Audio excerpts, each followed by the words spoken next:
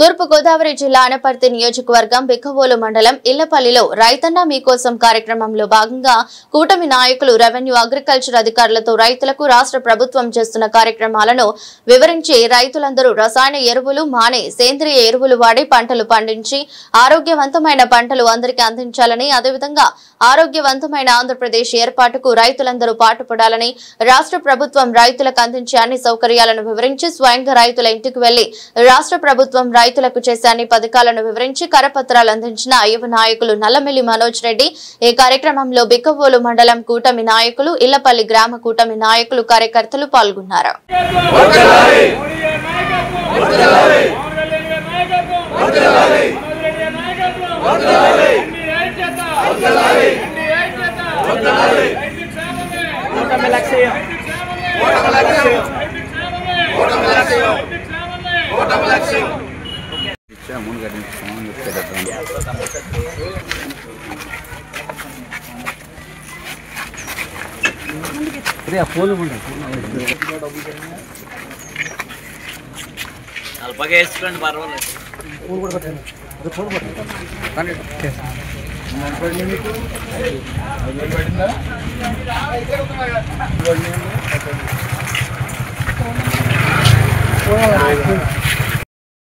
నమస్కారం. Market committee chairman Suryakumari గారికి, ముందు పార్టీ అధ్యక్షులు రుచి గారికి, ఏఓ గారికి, ఎండిఓ గారికి, గ్రామ నాయకులందరికీ కూడా నమస్కారం.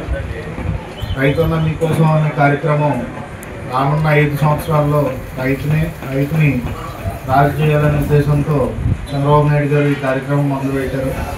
అదేవిధంగా మొన్న అన్నదాత సుఖీభావ చూసుకుంటే మొత్తం ఈ గ్రామంలో దగ్గర 405 మంది లబ్ధిదారులకి 40,50,000 రూపాయలు జమ చేయడం జరిగింది.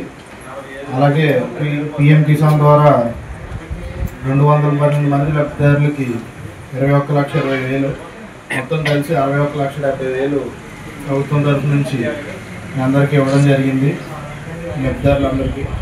అలాగే ఈ రైతన్న మీకోసం కార్యక్రమం అనే ముఖ్య ఉద్దేశం ఏంటంటే మనం నీటి భద్రత ఎలా చేయాలి, అదే కాకుండా వ్యవసాయంలో టెక్నాలజీని ఎలా వాడాలి, అలాగే ఫుడ్ ప్రాసెసింగ్ యూనిట్లు కానీ లేకపోతే ప్రకృతి వ్యవసాయం కానీ వీటన్నిటిని పాడి పరిశ్రమని వీటన్నిటిని ఎలా ఎంకరేజ్ చేయాలి అనే దాని మీద